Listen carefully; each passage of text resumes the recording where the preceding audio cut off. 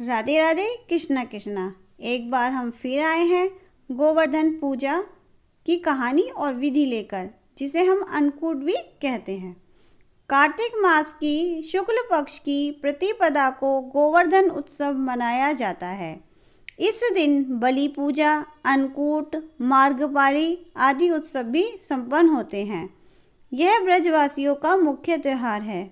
अन्नकूट या गोवर्धन पूजा भगवान कृष्ण के अवतार के बाद द्वापर युग से प्रारंभ हुई।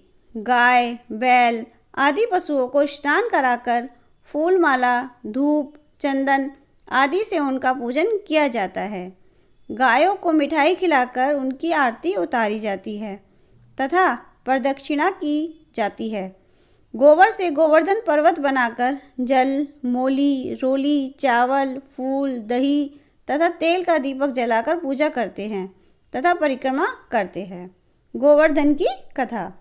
एक बार श्री कृष्ण गोपियों के साथ गाय चराते हुए गोवर्धन पर्वत की तराई में पहुँचे।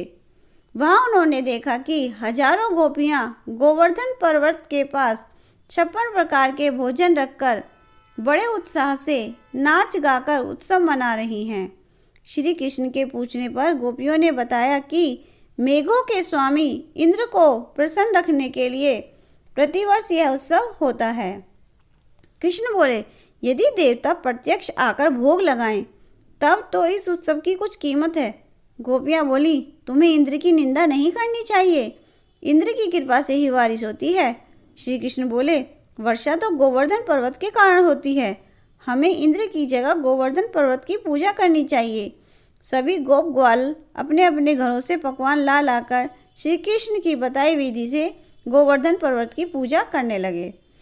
इंद्र को जब पता चला कि इस वर्ष मेरी पूजा न कर गोवर्धन की पूजा की जा रही है, तो वह बहुत कुपित हुए और मेघों को आज्ञा दी कि गोकुल में जाकर इतना पानी बरसाएं कि वहां पर प्रलय दृश्य उत्पन्न हो जाए।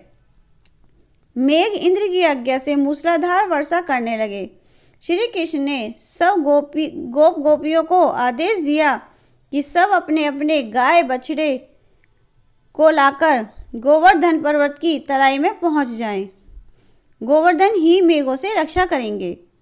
सब गोपियां अपने अपने गाय बछड़ों और बैलों को लेकर गोवर्धन पर्वत की तराई में पहुंच गए।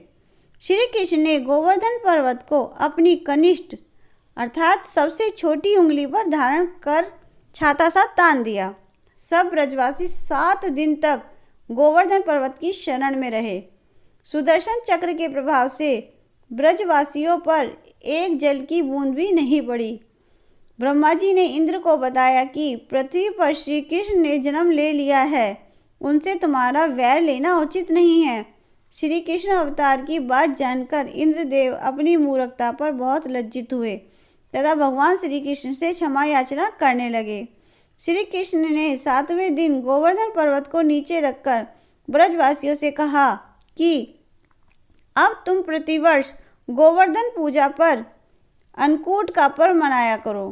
तभी से यह पर्व के रूप में प्रचलित हो गया।